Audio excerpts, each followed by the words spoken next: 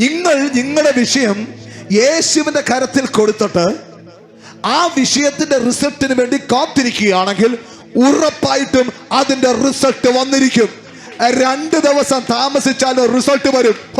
എടാ, ചത്താലും ആ റിസൾട്ട് ജീവനോടെ എഴുന്നേറ്റ് വരും. എത്ര പേർക്ക് പറയുന്നത് മനസ്സിലാവുന്നുണ്ട്? എടാ, അല്പം താമസിച്ചു പോയി. അതുകൊണ്ടാ മറിയ പറഞ്ഞത് ഇത് 3 ദിവസമായി നാറ്റം വെച്ച് തുടങ്ങി. ഹല്ലേലൂയ. പക്ഷേ ദൈവം താമസിച്ചു വന്നാലോ അതാ ചത്തതിനെ ജീവനോട് എഴുന്നേൽപ്പിക്കുവാൻ അധികാരമുള്ള ഒരൊറ്റ ദൈവമേ ഉള്ളൂ. അവന്റെ പേര് നസ്രയനായ യേശു. എന്നെ കേൾക്കുന്ന ദൈവത്തിന്റെ പ്രിയ മക്കളെ, ചോദ്യത്തിന് മറുപടി വരാൻ അല്പം താമസിച്ചാലും നീ വിചാരിക്കുന്നു നിന്റെ തലമുറയുടെ വിഷയം ചത്തൊന്ന്, നീ വിചാരിക്കുന്നു നിന്റെ സാമ്പത്തിക മേഖല നാറ്റം വെച്ച് തുടങ്ങിയെന്ന്. സ്തോത്രം. എന്നാൽ ഇന്ന് പാൽക്കാലം ദൈവത്തിന്റെ ആത്മാവ് ഇങ്ങനെ പറയുന്നു, നീ ക്ഷണിച്ചെങ്കിൽ അവൻ വരാതിരിക്കത്തില്ല. ഇനി നീ ക്ഷണിച്ച് വരാൻ അല്പം താമസിച്ചാലും ചത്തതിനെ എഴുന്നേൽപ്പിച്ചിട്ടേ അവൻ പോകത്തുള്ളൂ. ഇന്ന് പകൽക്കാലം നീ പറഞ്ഞത് യേശുവിനോടാണെങ്കിൽ നിന്റെ കുടുംബത്തിനകത്ത് ചത്തു കിടക്കുന്ന ചില അവസ്ഥകൾ ഇന്ന് പകൽക്കാലം എഴുന്നേൽക്കാൻ പോകുക.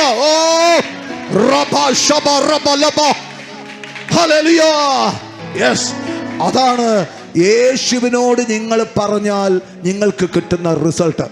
നിന്നെ തോളത്ത് കൊണ്ട് നടക്കുന്ന നിന്റെ സഹോദരിമാരും സഹോദരന്മാരും ബന്ധുമിത്രാദികളും നീ നാറാൻ തുടങ്ങിയാൽ അവർ നിന്നെ ഇട്ടിട്ട് പോകും.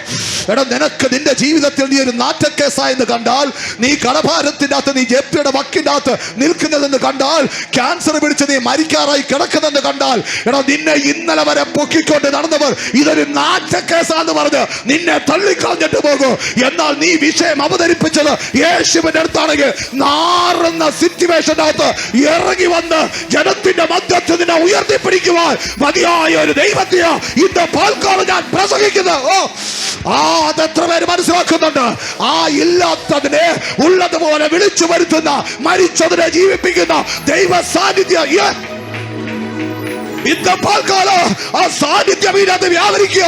അത് വേണ്ടവരിന്ന് സ്വീകരിച്ചാണ് മരിച്ചു കിടക്കുന്ന ചില അവസ്ഥകൾ യേശുവിന്റെ നാമത്തിൽ ചാടി എഴുതാകട്ടെ.